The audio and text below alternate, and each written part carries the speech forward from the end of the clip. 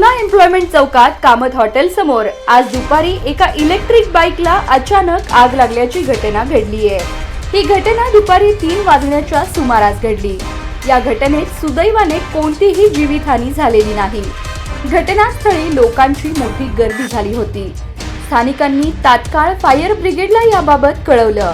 Fire ब्रिगेडनं त्वरित घटनास्थळी पोहोचून आगीवर नियंत्रण मिळवलं, पण आग इतकी भीषण होती की बाईक जळून खाक झाली। प्राथमिक माहितीनुसार ही आग बाईकच्या बॅटरीत तांत्रिक बिघाडामुळे लागल्याचा अंदाज व्यक्त केला जात आहे।